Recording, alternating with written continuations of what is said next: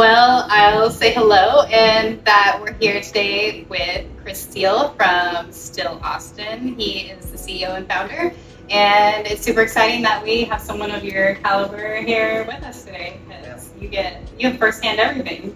I've seen it all, and it's so nice to also be working with another entrepreneur that has a similar passion. And I've been loving hearing your story as well. Oh, so I'm very, very happy to be here. Oh, awesome. Well, thanks for being here. I feel like there's a lot of parallels in our story and like going to partner with our parents and that kind of thing. So your story is that your dad retired and you were looking for a retirement project, and that he was looking for. Yes. That he wanted to do with you, right? Yes, right. And at first you didn't take it all that seriously. You were just like, oh, it's a great time with my dad, you know? That's right. Yeah, no, that was entirely the case. I thought this is an absolutely terrible idea. But I could see my dad was very passionate about it. And I just thought he wants to spend time with me. Yeah, and I love that. I really did believe that, because he just retired, there's that transition, I think, like where you're trying to figure out, like, who am I now? What am I going to do? Mm-hmm. I really thought eventually he is going to discover golf and charting and forget about all this whiskey business. Naps in the afternoon, and there are things that you do when you retire that he's going to get into. And so I thought this was going to be one of these things that, when I said, I told him I'm an economist, so I used to do risk analysis and feasibility studies, and I learned in that process that 99% of good ideas are actually bad ideas. And so I thought that this is going to be one of these bad ideas. But in the meantime, we could study it, and Dad and I would drink, and we were going to travel, and we were going to, visit distilleries, and we were going to educate ourselves, and we were going to have a very good time, and we're going to blog. Yeah. And my dad and I were not that close, to be honest. We talked maybe once a month, if that. There, I think.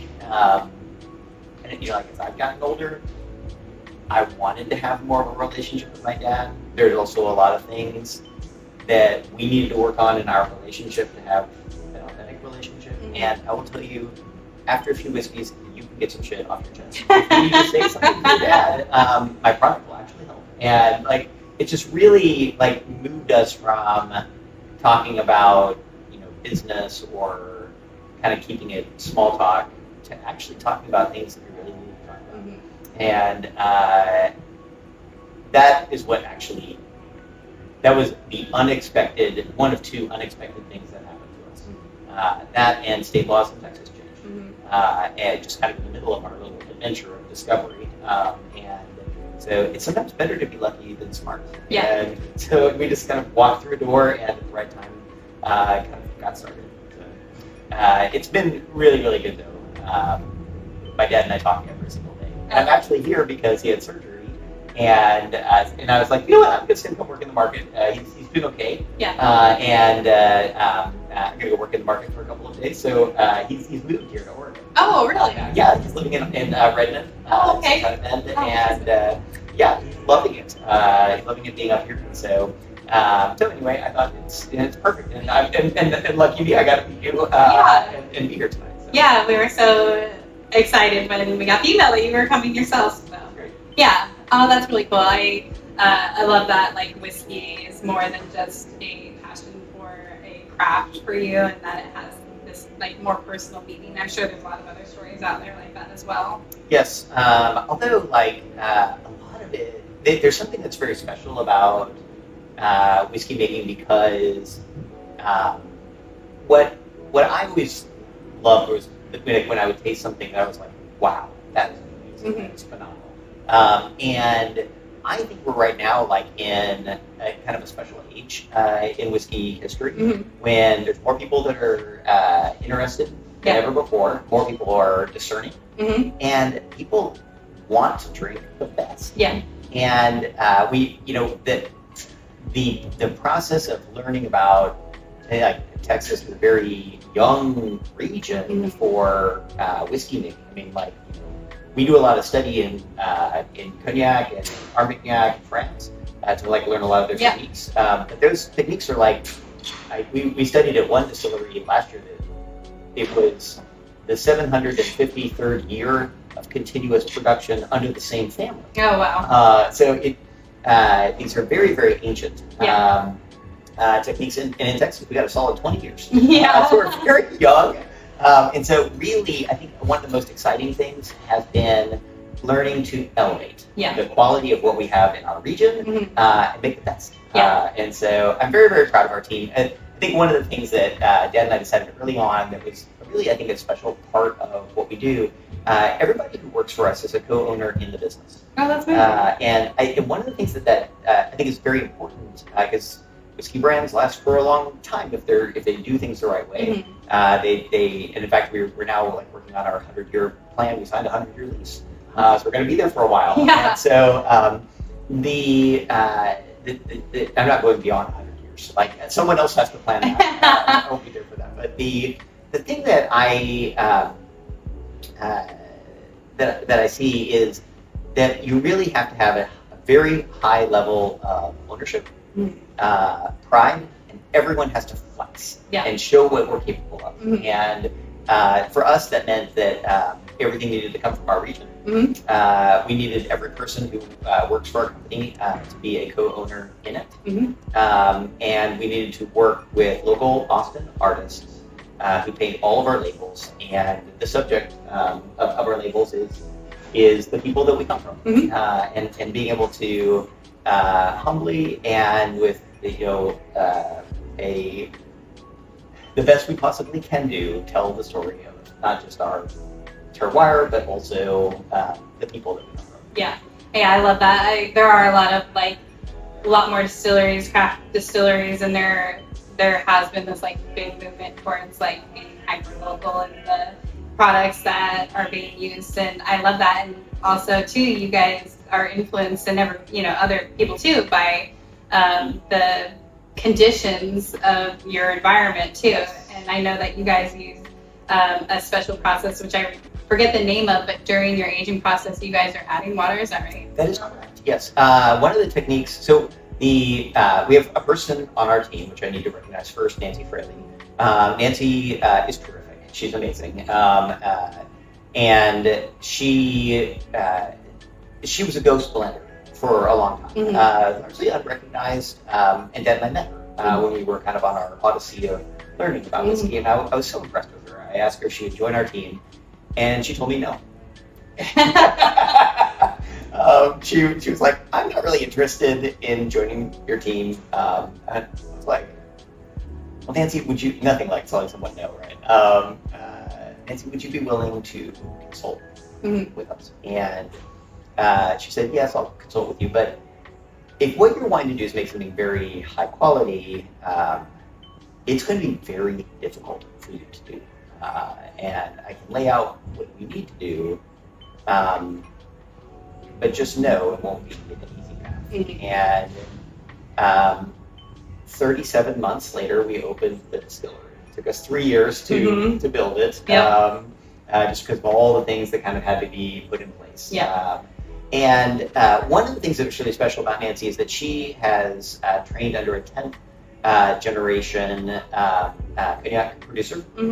And they use a philosophy called élevage, which means to raise only like raising your kids, or raising a herd of cattle, like you're raising each barrel to be its very best. And one of the hallmark techniques of that is a very slow reduction of the bourbon while it's resting in the barrel. And so what we do literally is like we take each barrel, we'll, as it kind of reaches a bit of a later stage in its maturity, we'll open it. We'll add a little bit of water to it, not much, just a little bit. Close it and let it continue its aging. And then every few months we'll do that again. So multiple times we'll reduce. And what that does is multiple things, but one of the main things it does is alcohol is a very good solvent, but what it extracts from the oak will change based on the alcohol's concentration. Okay. And so when the concentration of alcohol is high, then more alcohol solubles, like the oak tannin, will come out of the oak. And that gives it structure, and it's an important part of the whiskey. Too much of a good thing can get overwhelming. Yeah. And that is unfortunately a common problem in the earliest Texas whiskeys. They taste overly tannic and kind of like a numbered pencil. Yeah. And so we don't like that flavor. And but as we start to bring down the concentration, add more water into the distillate, slowly more water solubles come out in higher quantities out of the oak, like the esters and the wood sugars, which is where we get like most of our fruit notes, and the sweetness and the confection notes, so like our caramel, vanilla, the chocolate notes. All of those are really coming from those esters, and so by slowly kind of bringing it down each time, we're adding another layer of flavor that's kind of the wood sugars that are kind of coming into the bourbon kind of towards the end of the maturation, and it tends to make the spirit more soft. Yeah. It avoids, sometimes you can shock the spirit. If you add water too quickly, it can cause what's called saponification, which, well, it's SAP, saponification, but you can always remember it tastes like soap. It's a soapy note that sometimes you taste in whiskey, but you can avoid that by doing it very slowly. So there's multiple benefits to these techniques, which have been, honed over centuries in France, and we've really been able to bring them. When we first started,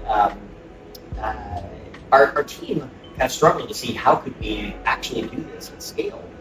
We were worried if we were going to be able to effectively do it with 6 barrels for our very first release. Now we have about 17,000 barrels under management, and so we've really had to kind of learn how to do things in a much more hands-on way, and always keep elevating our quality. Never cut a corner, and when we can do something that makes something the best, don't do second best. Everything always has to be the very best and very highest quality of what we can possibly make. Yeah, absolutely.